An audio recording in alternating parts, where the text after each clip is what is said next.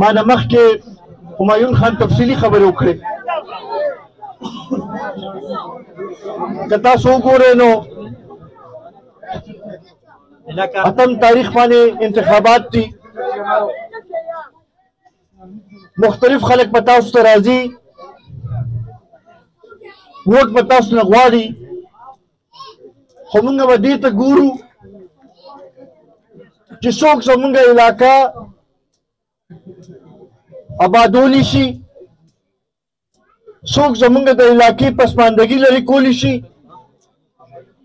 څوک زموږ علاقې کې خدمت کولی شي، څوک دلته کې روډونه جوړولی شي، سکولونه جوړولی شي، د بجلی نظام ټیکولی شي، سوی ګیس راوستی شي. دې ته به ګورو. او که په دې حوالې سره تاسو وګورئ نو زما خیال دی چې ملي رهبر جناب آفتاب احمد خان شیرپور نه علاوه بل داسې موضوع شخصیت نشته چې کوم زمونږ دا ټول کارونه سرته رسولی شي. په 2016-17 کې تاسو ته ګیس پایپ لاین واچولی شو، بدقسمتۍ نه هغې نه پس ته زمونږ حکومت ختم شو، مونږ د اسمبلو نه بهر شو. 15 کاله د تحریک انصاف ممبران دلته موجود وو، خو دا توفیق یې ونه شو چې کنیکشن یې تاسو ته لګولی وي. عزتمندو هغوی کې دا اهلیت نشته چې خدمت وکړي او د قوم مسایل حل کړي. تیر ځل چا په زور راوستي وو،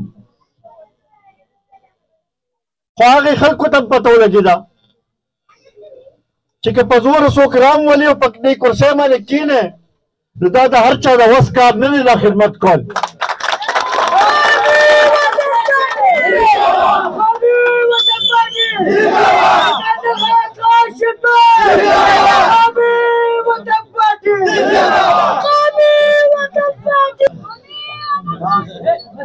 اوس خو آزاد خلک هم ګرځي را ګرځي. څه وخت کې مونږ سره بیا آزاد شو، بیا مونږ له رالل، بیا پی ټي آی له لاړل، اوس بیا آزاد شو او آینده مستقبل یې پته نه لګي چې کوم ځای ته به ځي، پته نه لګي، د چا منشور پته نه لګي، د چا نظریې پته نه لګي، نو هغې باندې به خپل ووټ ولې ضایع کوو. دغه شانتې عزتمندو بعضې خلک د اسلام په نوم هم ووټ غواړي. دا ووټ د جنت او د دوزخ سره تړي.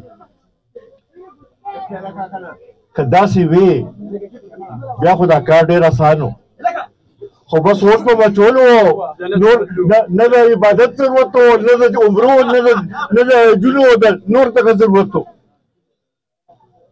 په دې تاسو هم پوهې او زه هم پوهېم او د عالمان صاحبان هم پوهېدي چې جنت او دوزخ چې دی هغه زموږ په اعمالو باندې دی او د هغې فیصله به الله تعالی کوي بېشکه. نورونو په دغې جذباتي خبرو کې به نه راځو.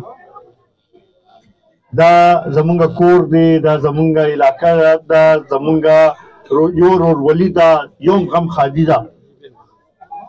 راپاسو به خپل د عزت په واپس ګټو به او انشاءالله دا ستاسو دلته کې چې کوم مینه او اخلاص او دا جوش او جذبه چې ما ولیدله نو زه دا یقین سره ویلی شم چې انشاءالله په 8 تاریخ باندې به ستاسو فتح کېږي، د ډیوې فتح به کېږي، د ملي رهبر جناب آفتاب احمد خان فتح به کېږي